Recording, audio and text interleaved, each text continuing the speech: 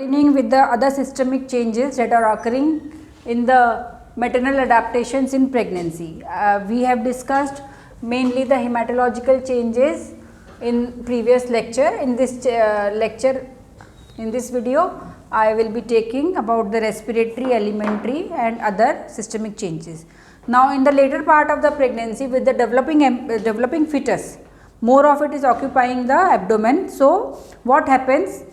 The diaphragm is shifted upwards by about 4 centimeter. Diaphragm is shifted upwards. Also, the subcostal angle of around 80 degree, of around 70 to of around 70 degree, there is broadening, subcostal broadening up to 105 degree. This subcostal angle of around 70 degree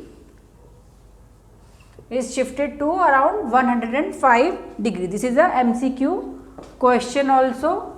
These parameters, they can all be asked in MCQs.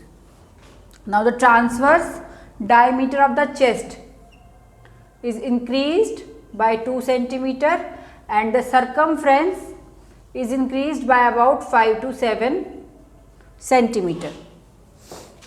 Woman feels shortness of breath.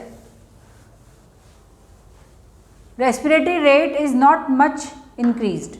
There is no much alteration in respiratory rate, but the tidal volume is increased. Tidal volume is increased, so the reserve, they are reduced. And also, what happens? Because of this increased tidal volume, there is a state of respiratory alkalosis. Respiratory alkalosis.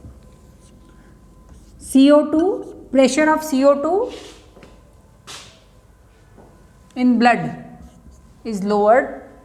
Pressure of oxygen in blood, maternal blood, is increased up to 105. Pressure of CO2 is reduced. Pressure of oxygen in blood is this is a state of respiratory alkalosis. Bicarbonate levels, they are also reduced. So, this is a pregnancy is also a state of well compensated respiratory alkalosis. pH is increased by around 0.02, है ना? When it is alkalosis, well compensated respiratory alkalosis is seen in pregnancy. pH of the blood is increased, PCO2 is reduced, PO2 is increased. This is occurring. Why this is occurring? PCO2 is low and PO2 is high, so that at the feto-maternal exchange, more of oxygen can be taken to the fetus side and more of carbon dioxide can come to the maternal side. Because of this decreased carbon dioxide pressure, more of CO2 is coming back from the fetus to the mother, and because of this increased oxygen, more of oxygen is going towards the fetal side. So, the pregnancy is also a state of fully compensated respiratory alkalosis. Tidal volume is increased. This is a MCQ question, that all of the following are increased except, one of the following is increased in pregnancy. They have given all the other parameters, like they have given transverse, ये सब कुछ दे रखा है, उसमें से आप title volume पे confuse हो सकते हो. Always remember, respiratory rate is not much altered during pregnancy, but the tidal volume is increased. Now, coming to urinary system, kidney I have already discussed in detail in the previous video. The link will be shared in the description box. Again, the renal plasma flow is increased. Although it is a hypervolemic state, renal resistance is low, vascular resistance is low, so renal blood flow is increased. The glomerular filtration rate is also increased. More of the plasma is filtered in the kidneys. So, there is decreased absorption of glucose and sometimes amino acids from the renal tubules. Uric acid, it is absorbed fully.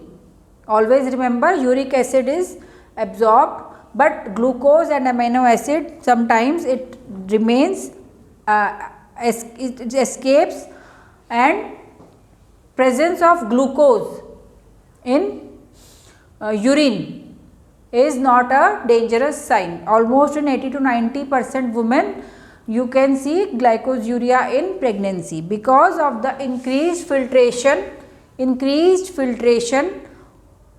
of plasma into the tubules and its decreased absorption back. So, remember it. And what happens to the ureter? They become atonic under the influence of progesterone and a little mild hydronephrosis. Hydroureteronephrosis is common during pregnancy, but they put the woman at risk of developing UTI and pyelonephritis. Now, next, bladder, there is marked congestion with hypertrophy of the bladder muscles. Also, we have discussed that during around 8 weeks of gestation, the anteverted gravid uterus, it presses the bladder, so causing frequent micturition, and in later part of pregnancy when the presenting part engages, then also this frequency is observed, frequency of micturition is observed. Also alimentary system, the gums, they become hypertrophied sometimes because the pregnancy there is profound peripheral vasodilatation. So, more of the blood and fluid is present in the periphery. So, because of this, woman may come with nasal stuffiness. She may come with nasal stuffiness, naak band ho jati hai. There may be gum hyperplasia also, or these are all physiological changes that are occurring in a maternal body. The stomach is also, because of the developing gravid uterus coming from below, stomach is also shifted towards left, and gastric emptying time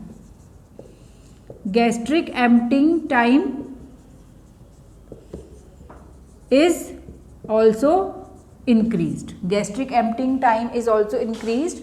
The GI motility, gastrointestinal motility is reduced. Food is present for more time in the intestine. It is also beneficial in some way because it helps in the absorption of more of the nutrients from the gastrointestinal tract. Now, liver and gallbladder, because under the influence of progesterone and relaxin, what happens that there is a stasis of bile in liver and in gallbladder. So, in this case what happens? There may be formation of gallbladder stones. There may be formation of gallbladder stones. If a woman on ultrasound comes with the incidental finding of GB calculi, assure her that okay, after delivery they may dissolve. Don't worry, we will see after delivery, not now. And what other things are important? Nervous system. The psychology of woman is altered during pregnancy, and she needs care and support of the family and also healthcare providers. Some women, they who are already taking medicine, they may undergo, develop depression and postpartum blues. Now, calcium metabolism. Calcium is also excreted in the more in the kidneys. So, stone formation is also, renal stone formation is also common in pregnancy. So, if a woman comes with either gallbladder calculi or renal calculi, you tell her that wait till delivery and we will see after that these things may resolve later on. Thank you for listening to the lecture, and I will be sharing the next video, which includes the topics for the same topic, maternal adaptation in pregnancy, specially dedicated for the postgraduate students, MD, MS, DNB and DGO students. Later I will be sharing one more video for discussing MCQs for PG entrance examination, and whole link of the whole topic I will be sharing of the playlist, so you can go to that and go through all the videos at once. And thank you for listening, and if you have any question regarding this topic, please feel free to write in the comment box. I will definitely reply, and I will be more than happy for it. And if you really like the videos, please subscribe to my channel, so that we may remain in contact for further videos too. Thank you.